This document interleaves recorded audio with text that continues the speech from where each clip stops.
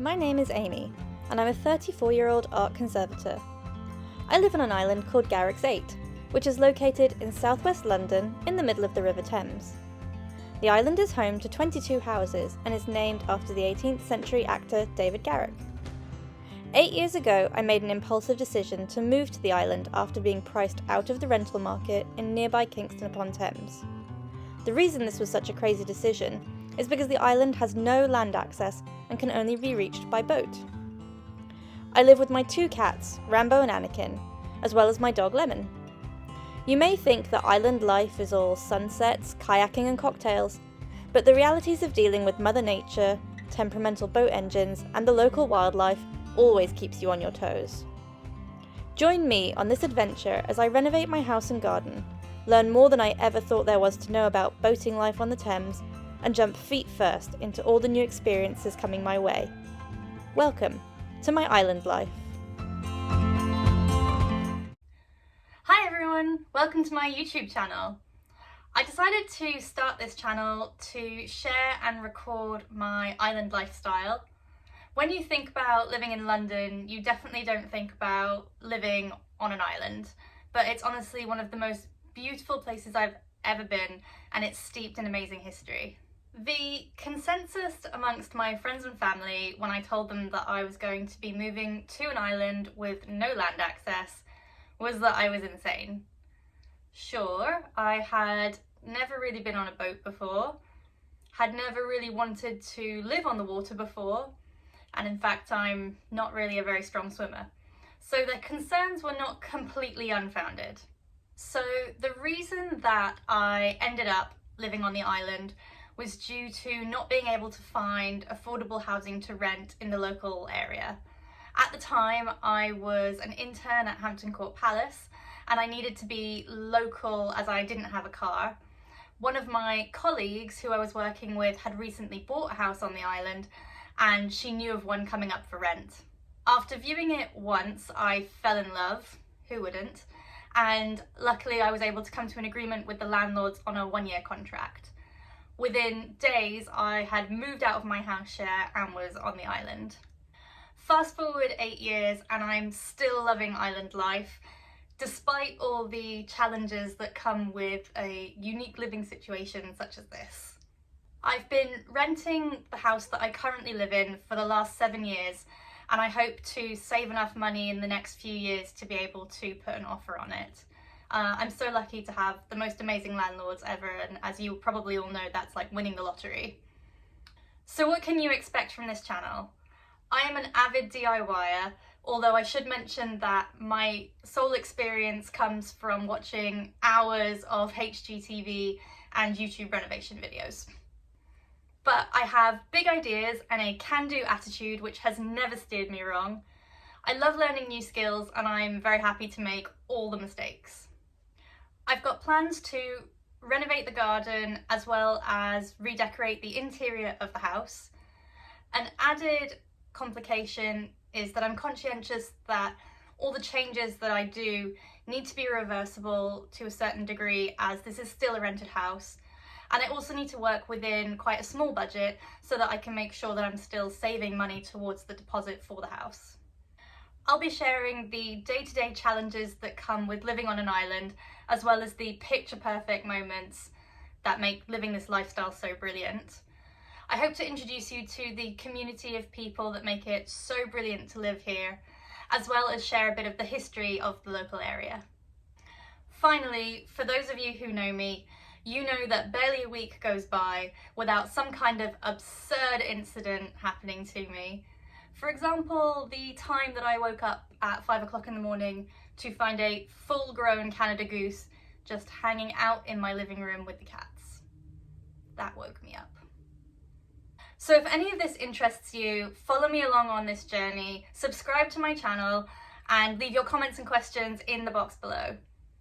Let's go!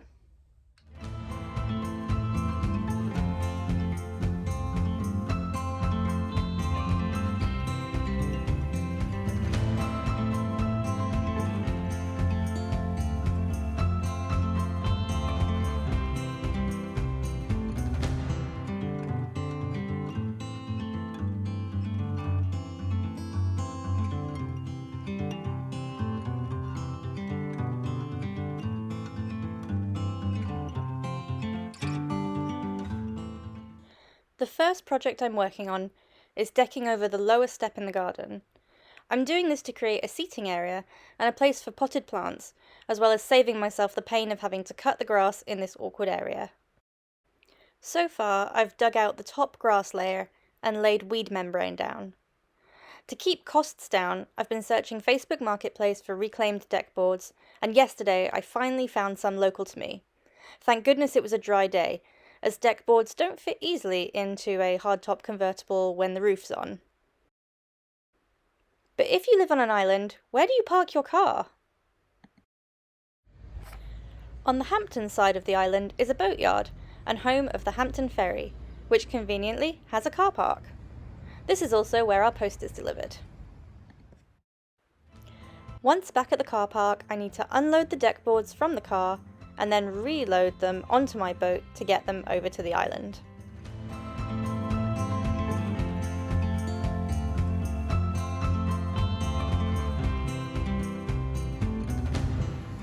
Off we go!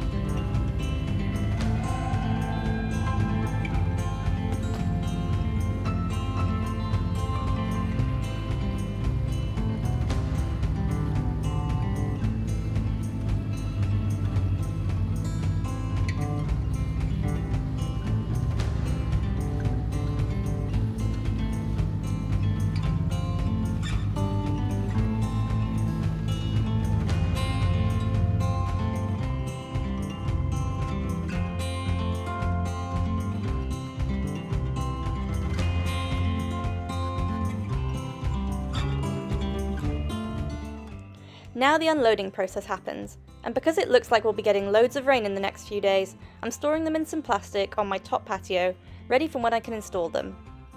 Having to constantly load and unload things from your boat is definitely good for the fitness levels. Island living is quite a physical life, but it's also a social life as our houses are so close together you're always catching up with your neighbours.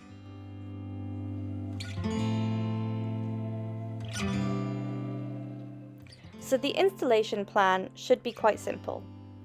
I need to fix a support beam horizontally across the back of the lower level, fixing into the top sleeper beam, and then I can cut my deck boards and fix them to the support beam and the front sleeper beam.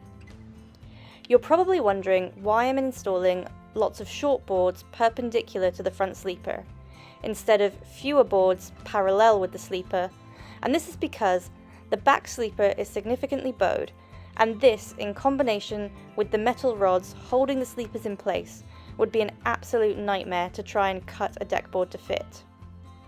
I'll admit I'm not 100% convinced I'll love the final look, but one of my neighbours who has a lot of experience in decking has assured me that this would be the simplest and best solution. So here goes nothing. So tell me about the boats. As Garrick's 8 has no bridge connecting it to the mainland, the only access is by boat. Each household has their own boat or boats to get them back and forth. The Hampton Ferry runs from spring to autumn and transports people from the Moleseyhurst on one side of the river to the Hampton Hard on the opposite side. The Hampton Ferry has a fascinating history, having been in service in some form since 1519, when Cardinal Wolsey took lease of nearby Hampton Court. Some residents on the island prefer to row across the river, but most have outboard engines or electric engines to power their boats. Although the river is not tidal at this point, the current can be deceptively strong in the winter and in bad weather, so having a safe way to get to the mainland is imperative. Both the houses that I rented on the island came with a boat. However, a couple of years ago, I decided to invest in a practical dory boat and splurge on a new outboard engine which would suit all my transport and leisure needs. In a future episode, I will regale you with the trials and tribulations I've been through with boats and engines in the last 6 years. Needless to say that when living on an island, a reliable boat and engine is paramount. If you enjoyed this episode, please don't forget to subscribe and hit the like button. Leave me any comments in the box below.